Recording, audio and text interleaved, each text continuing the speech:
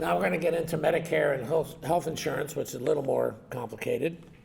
There's two scenarios. The first one being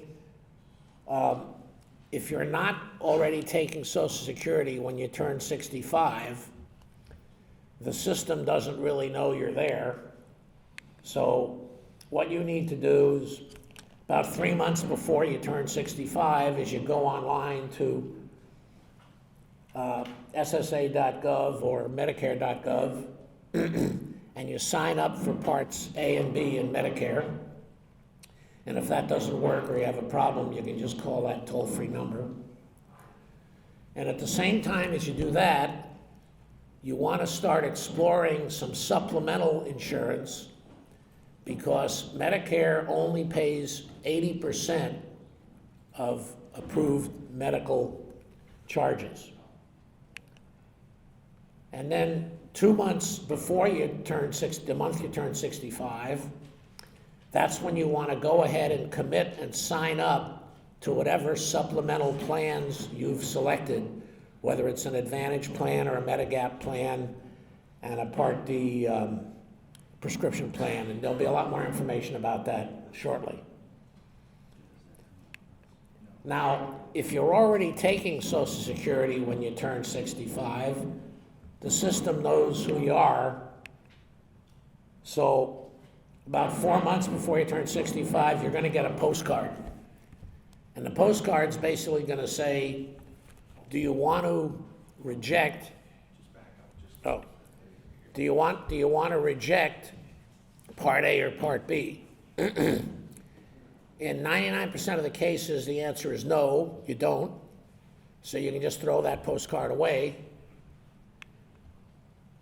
And then again, as we said before, about 3 months before, you can start exploring your various options. And that's where these gentlemen at the back of the room are going to be able to help you. They're our consultants.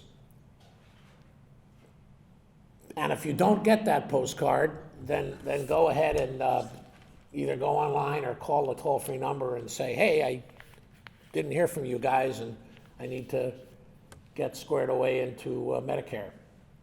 Again, you want to explore your options because you want some time to study them. And then 2 months before the month you turn 65, you want to commit to what those options are. And you're doing it 2 months ahead of time because this is the government and all the paperwork's got to go through a bunch of people. So you want to give it plenty of time so that the month you turn 65, everything's in place. So now let's look at Medicare in general and how is it structured. Parts A and B come directly from the government, and Parts C, D, and Medigap come from approved private insurance companies. Bear in mind that Medicare does not cover long-term care, and it does not cover drugs, dental, vision, or hearing. So basic Medicare does not cover those. Okay, so basic Medicare, Part A, which costs you nothing, is for hospital services, and it covers 80% of most things that will happen to you in the hospital. And it does include hospice care, which is an important feature. And it does include some home health care medically required. Part B, which has a monthly premium, we think our best information, it's about $174.80 for 2004. I'm not sure if that's been officially published yet, but it's going to be that plus or minus a few cents. And it covers all your outpatient stuff, your doctor's visits, your immunizations, durable medical equipment, wheelchairs, things like that. Again, only covers 80%. And it covers a lot of the preventive services, all your vaccinations, screenings, some lab tests, and a once a year, what they call a wellness visit with your primary care physician. So basics of Medicare, in 2023, there was a deductible of $226 for Part B. We think 2024, that deductible will be about the same. And after you meet the deductible, again, you'll pay 20% of whatever the approved charges are. Medicare pays the 80%.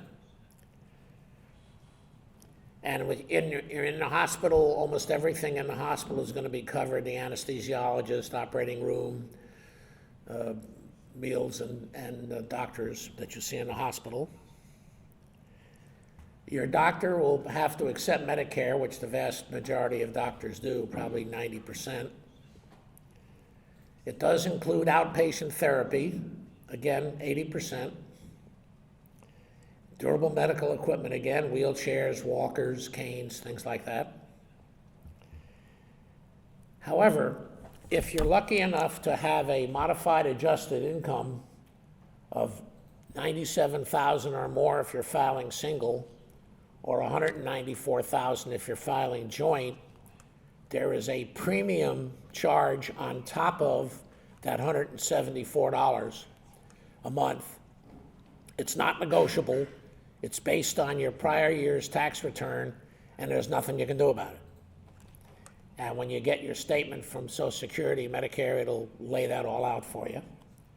And it also affects your Part D, which is your prescription drug premiums. It's called the income-related monthly adjusted amount. Again, if you're lucky enough to have now this is earned income, modified adjusted income. So that includes dividends, interest, capital gains, and pensions, and everything else that you make. So if you're lucky enough to have this higher income, you're going to have to pay more for Medicare.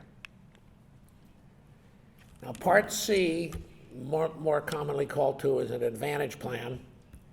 The idea behind this is it's a Medicare-approved insurance company, and they try to combine A, B, and drugs all in one card, so you've got just one company to deal with. And they include a lot of extra benefits. They've been very aggressive in the last several years in trying to offer all kind of incentives for you to sign up for an Advantage plan. Their premiums are pretty low. There's actually some plans that premiums are zero. John has got a very thorough presentation coming up a little bit later that's going to get into a lot more detail. You still have to pay that Part B premium in any case. And like I say, you have this private insurance company, and they've taken over, and they're going to provide all of the benefits. Now, Part D is prescription drugs.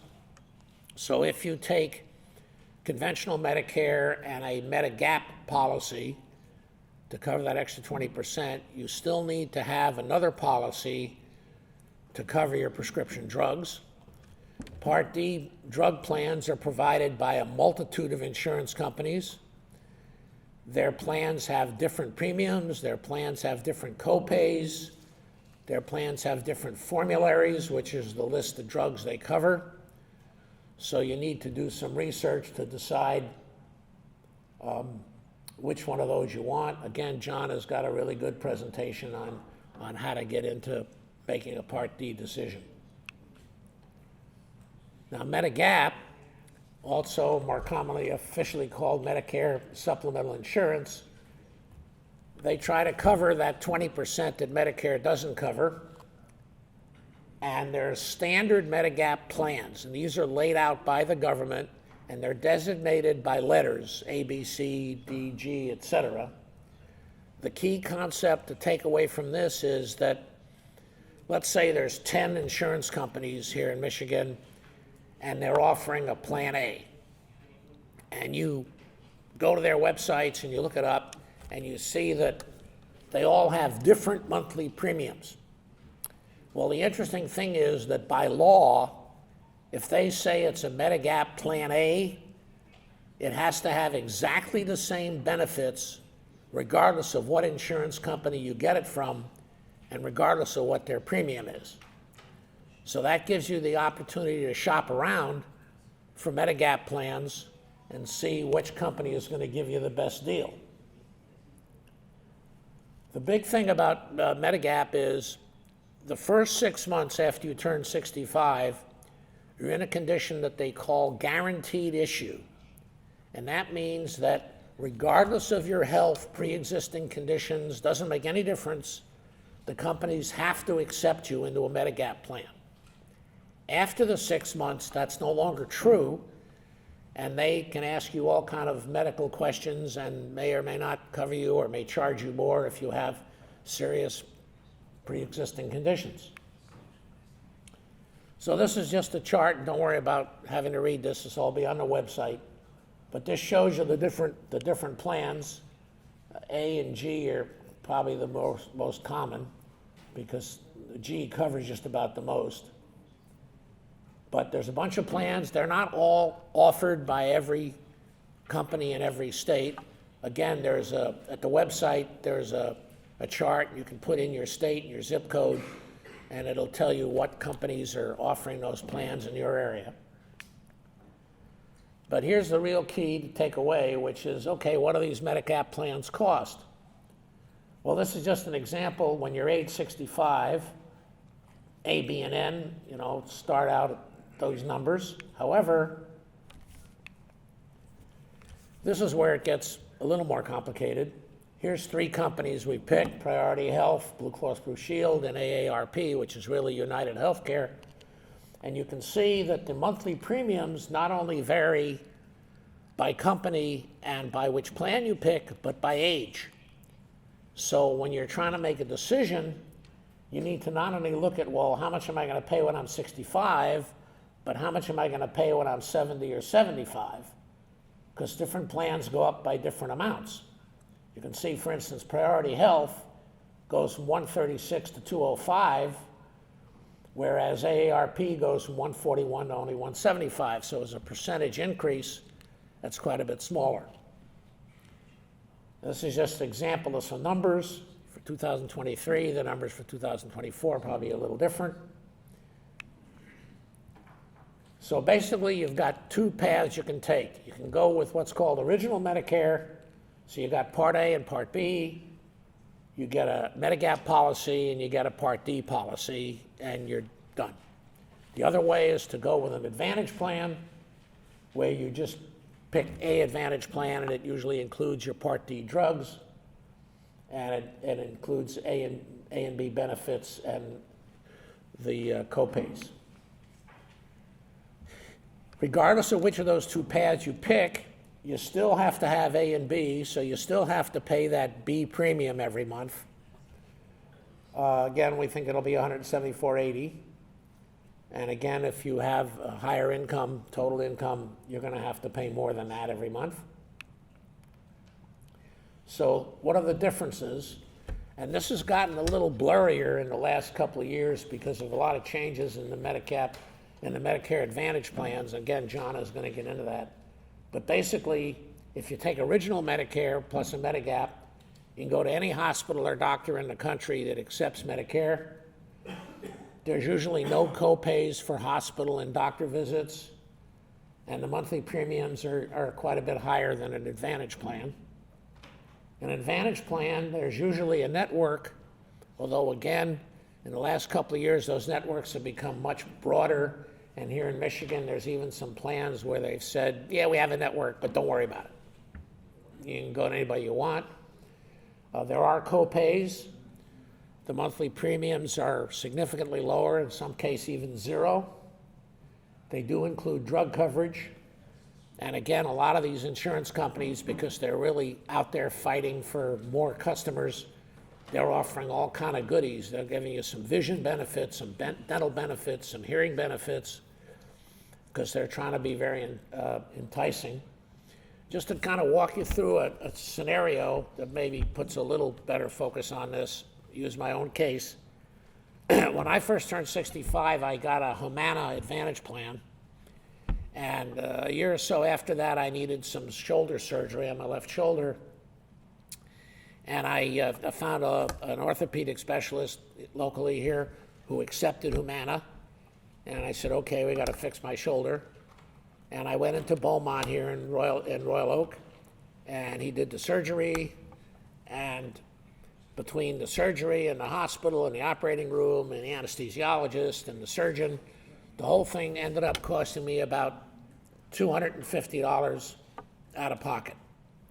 However, shoulder surgery needs a lot of physical therapy to recover. So I went to physical therapy, and there was a copay of $35 a visit. So I was doing that 3 times a week for a couple of months. So that added up to $110 a week for several months. So that was a significant out-of-pocket expense. A couple of years after that, I decided I was going to switch to a Medigap policy. And my health was good enough that when I applied, even though they asked me a few basic medical questions, I didn't have a problem and they accepted me. So now I have a Medigap policy. And then my left hip acted up and got really nasty. And it turned out I needed my hip replaced. So I was on Medigap so I could go to the top hip surgeon in the area. And he said, okay, we'll do your hip. And he put me in Beaumont again. And they replaced my hip. And that included, and by the way, the retail price bill for that whole thing was $65,000. Of course, Medicare doesn't pay anywhere near that amount of money. My out-of-pocket was basically $5 for the television in my room, and I was done with that. And then I did some physical therapy, and I had no out-of-pocket for that. So that's kind of the difference of how these things can go.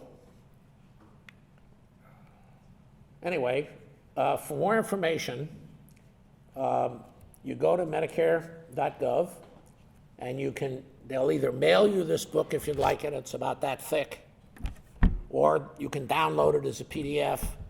And I just got an email 2 days ago saying that the 2004 version is now out. So if you go to that website, you'll get the 2004 version. A lot of good information in there.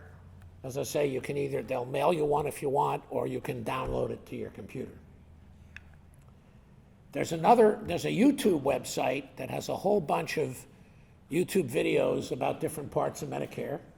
Again, this is all going to be on the website, so you don't have to memorize this. And then here's something interesting. Medicare came up with an app, and it's free, and for either Android or Apple. And you go to the App Store and you type in What's Covered is the name of the app. And I guess the idea behind it is you have this app on your phone, and you can put in what service you're looking for, and it'll tell you whether Medicare covers it or not. So that's kind of neat. So let's just review for a minute. Okay, what are the gotchas? What are the things you got to watch out for? The first one is, make sure that you sign up for your supplemental policies 2 months before the month you turn 65 to give all the companies a chance to process the paperwork and run it through the government for approval. Medicare does not cover long-term care. That's not medically, we're talking about non-medical required, like my wife has some disabilities and I have a caregiver that comes in 4 hours a day to do some housework and help her with things, and that's not covered. That's called long-term care. If you delay, and this is important, if you for some reason didn't sign up for Part B and Part D when you first become eligible, for every month you didn't sign up, there's a penalty. And the penalty keeps going up, and it's forever. So if for some reason you said, well, I'm in really good health and I don't take any drugs, so I'm not really going to sign up for Part B because I don't want to pay them the $174, and I'm not going to sign up for Part D because I don't take any medicines that are costing anything. And then let's say a couple of years later, your health situation deteriorates, and you say, well, gee, I guess I better go back and sign up for Medicare and drugs, and you'll find that you're paying a lot more than that $174.50, and it's forever. So delay is a really bad idea.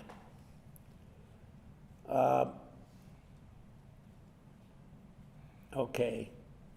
As we said before, changing Medigap plans after that first 6 months may or may not cause you a problem depending on your personal health situation. Changing Advantage plans is a lot easier. changing from a Medigap to an Advantage plan is relatively easy. From an Advantage back to Medigap, you could be subject to medical underwriting. Also, a lot of the Medigap plans don't cover you if you're out of the United States. So if you're going to be doing a lot of traveling around the world, you want to check into that. The last item is kind of a minor one, but we had to throw it in there just to be complete. It used to be that Medicare was your primary insurance coverage if you were in a car accident and required medical. But under the latest changes in the laws, that's different. And your auto policy is now primary. So theoretically, that might make your auto insurance premiums go up a little bit. But I don't think that's occurred for most of us. Okay, remember I said at the beginning, you get that postcard about Part A and B, and that 90% of the time you just throw the card away. There are a few times when you might not have to sign up for Part B. The most common would be if your spouse is working for another company or you've started working for another company and they have health care benefits that cover you after you're 65. That's called credible coverage. And if you have that, you don't have to sign up for Part B. And if later you do, that will cause that penalty to be waived. So that would be a reason not to sign up. The second one is if you're getting your benefits through the VA, that's credible coverage, and you don't have to have Part B also. And the last one, although I don't think it applies to most of us, is if you or your spouse are on Medicaid. Yes, sir. Quick question. If your wife is working a medical office, and then when she retires, and you pick one of the plans, you still have that 6-month gap if you do it 65, or you're locked in with whatever you get. Paul, can you repeat the question, please?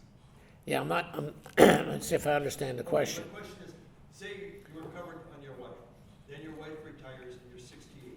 Right? You decide to pick a supplement. Now, you still have that 6-month wiggle room that you do at 65, or whatever you get at 68, that's what you keep.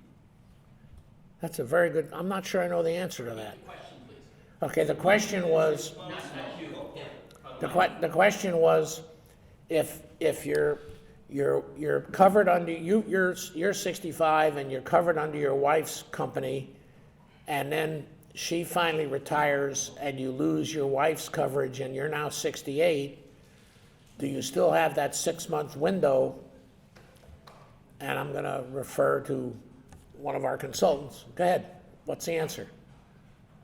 If you retire, if your spouse retires and you're now past 65, then you have what's called, you have the special exemption, a special enrollment period, and that period I think is like 60 days for a losing coverage from a spouse or losing coverage. So you do have a window, but it's shorter than the 6 months. So you have 60 days. Yes. Could you repeat the answer, please? Yeah.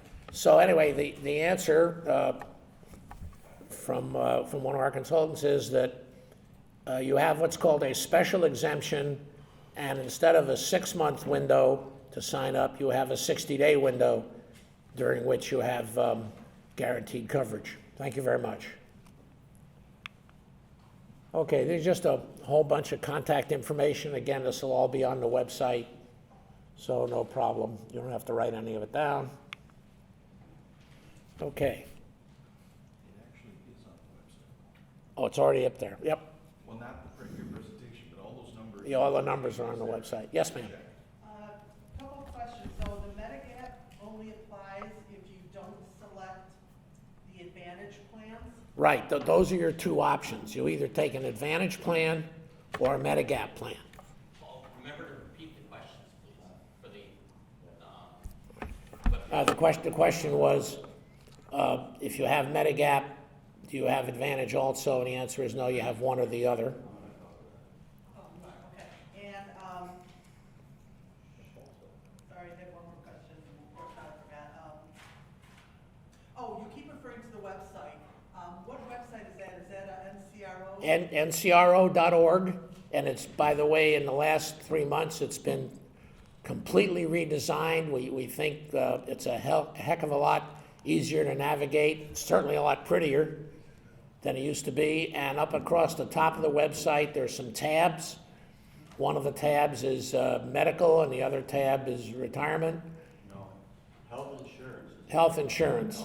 I've got a slide later on. Oh, that'll okay, show that. okay. And is login real simple, or do I need to get like a? Nope, an NCR nope, number? nope, nothing. Okay, Just completely open web, ncro.org. thank you. Very good, thank you. Well, we have a couple of questions. for the Okay, webinar. couple of questions from the webinar. And I think I know the answer to this, but the earnings limit when collecting social security under full retirement age is 21,240. I think that's before full retirement age. Yeah, that- limit is there. That number doesn't sound right, But again, he's. because the number I had was 19,000 before full retirement, and the year that you make full retirement is 51,000, and after full retirement, it's unlimited. Right. I don't Maybe know. with inflation, that number has moved. It's I possible. don't know. He's probably looking at the website Yeah, right now, so. yeah, I didn't realize it had jumped up that far, but I guess it could be. Second question, is the 91,000 income for the increase in Part B premiums gross or AGI? Taxable wages.